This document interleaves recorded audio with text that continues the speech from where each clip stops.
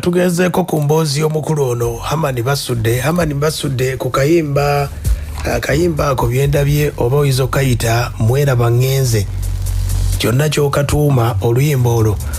Hamani Basudde ayina we yagambira nti Katende lwakufa walera n'oyonsa lwakuba wewandekera ng'ofudde baali babi. Bangi beebuuza nti Hamani Basudde ani gwe yali ategeeza Katende? Yali ategeeza taata we? Omukulu Hamani Basudde yali ategeeza omukulu gwe bayita Moses Katende.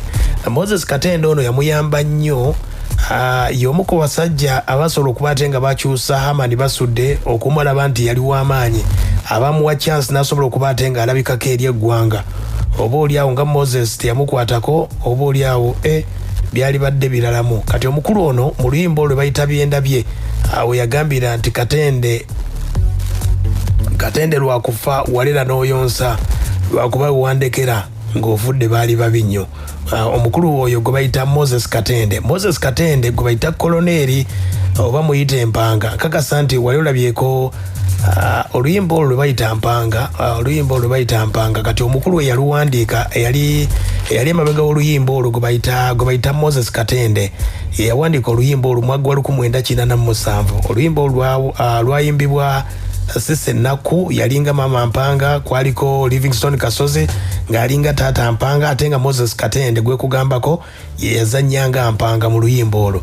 Kakasa nti omutegedde. Kati omukulu ono Moses Katende yasobola okuba ate nga aleeta Hamani Basudde mu ndongo olw'ensonga nti Basudde ono endongo yali mu Silver Performers. Kino ekibiina kyali kya mukulu bamuyita Abudu Ziwambaza Mulindwa. Omukulu ono yali abeera eno mu Masaka side z'omukidde eyo gye yabeeranga.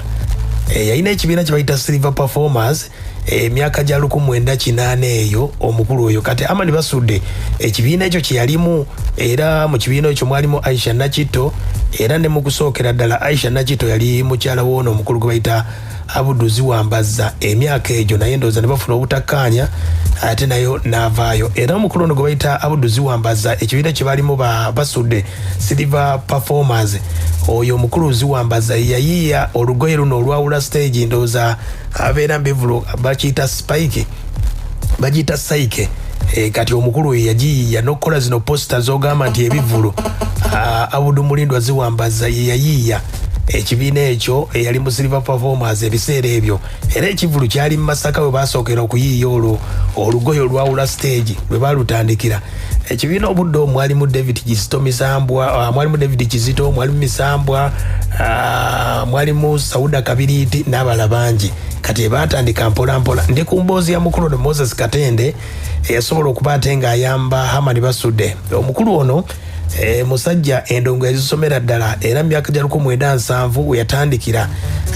Be batandikira mu kibiina kye bayita Kadonkamu Cultural Company. Mwalimu omukulu gwe bayita Damulira, mwalimu Matiya Luyima, Bernard Nsubuga, Guludene, mwalimu Sebata, David Kizito, ne batandikawo mpola mpola. Kati mu mwaka gwa 1980 bavaayo eri ne bakola ekibiina kyabwe Kadonkamu Super Singers. Obudde obwo yali ne Matiya Luyima, Fred Sebata, Misaga, Jackson Mutesasira, ne Sise Naku, ne Professor Anison Sensuwa, ne Alice Nabataawo, ne batandika ekintu kyabwe mpola mpola. Bwe bakitandika ebintu tebyali byangu, endongo nga nzibuzibu obudde obwo ne basobola okuba ate nga bakitambuza. Bwe bakitambuliza obudde obwo omukulu no Moses Katende yali nnyo ku hit nga bw'onogamba nti ye yali katale olw'ensonga omuzannyo gwabwe ogwo bayita koloneri abaagulabako gwali gw'amaanyi nnyo, era y'omu ku baali emunyenye obudde obwo, era baali b'amaanyi nnyo, era baafuna obutakkaanya mu kibiina ekyo. Mwaka gwa 1986 uno banafa ba Super Singers ne beeyawulamu. Omukulu Moses Katende naye n'akwatamu ebibye, n'agenda ne Sise Naku, n'agenda ne Kasozi Livingstone, n'agenda ne Misaga, ne batandika lukwata, era obudde obwo ne bitambula mpola mpola. Kati nno okugira ku nsonga nti Moses Katende yali emabega wa lukwata awo, abalukwata nga batandise okunoonyereza ku baana bayinza okubabeererawo, okutandika okunoonya ebitone. Abakubi b'ebivuga ab'enjawulo batandika okuba ate nga bayiriba ne banoonya ku bayimbi abayinza okuba ate nga bakikuba. Kati omukulu ono Basudde yali awangaalira Busega bayitawo Bwayiise. Awo Bwayiise wali abeera ebiseera ebyo yali alinanyawo waliwo essomero bayita Happy Hours. Essomero eryo lyaliwo eriri kati akadde kano luzaliwo lya secondary oba ne primary. Kati Basudde waba ali awo ku muzigo gwe awulira nti abalukwata Gita Singers balina ekivvulu ku Bristol. Balina ekivvulu ku Bristol obudde obwo. Ekivvulu baali bakituumye ekivvulu kya Mpanga era kye kyaliko obudde obwo. Basudde kyakola kwe kwata obudde n'agenda ku Bristol.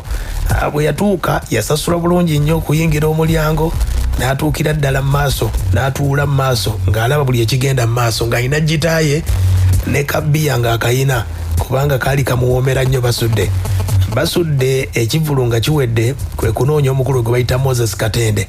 Moses Katende ng'amutuuseeko yamutegeeza nti ssebo mbadde njagala kweyunga ku kibiina kino tutandike okuyimba. Olw'ensonga nti ng'omaliriza ekivvulu wabeerawo bino ate akasente biki yamugamba sinaawo obudde naye olunaku olw'enkya ojja kujja ekibuli tusisinkane. Era Basudde kyeyakola kwe kukeera ku makya n'agenda ekibuli we bayita ku Mutajjaaze we balina agundi yawe ofiisi yaabwe abalukwata. We yatuukayo omukulu ono n'amutegeeza ne bamuyisizaamu ne bamuwa interview asobole okuba ate nga abayisizaamu. Moses Katende yeewuunya nnyo yagamba sirabanga kitone Hamani Basudde. Awo nno waatandikira Basudde enkwerabiddeko wali katini. Basudde ng'avudde ku kivvulu yasanga omukulu landiroodi we kubanga emyezi gyali giwezeewezeeko nga Basudde tasasula kumbe nga akasente talinaawo. Nga bw'omanyi nga landlord amugamba ssebo ngenda kugoba mu nju nga bimusobedde. Basudde kwe kudduka ewa Moses Katende. Moses Katende ng'amuwadde omulimu. Awo nno ye yamusimattula ye yamutaasa ku landlord n'amuwa akasente n'agenda n'amusasula ne batandika bwe batyo mpola mpola. Awo nno omukulu Moses Katende n'amutandisa ne batandikira mu lukwata paka wagambira kali akagambo keyagamba nti Katende lwakufa walera n'oyonsa lwakuba wewandekera ng'ofudde baali babi nnyo. Yoyo nno Hamani Basudde weyagambira kayimba ako waliwo yagambira nti Sebunya waliwo omukulu gwe yagamba nti Sebunya gwe twakkazaako kigambo oli muganda wa Luyima bisegerwa muzeeyi wange okutte n'onyweza. Basudde ye mukulu oyo Hamani Basudde naye bagenda kubanga bamujjukiranga 11 omwezi ogw'omukaaga gigenda kubanga giwera emyaka 27.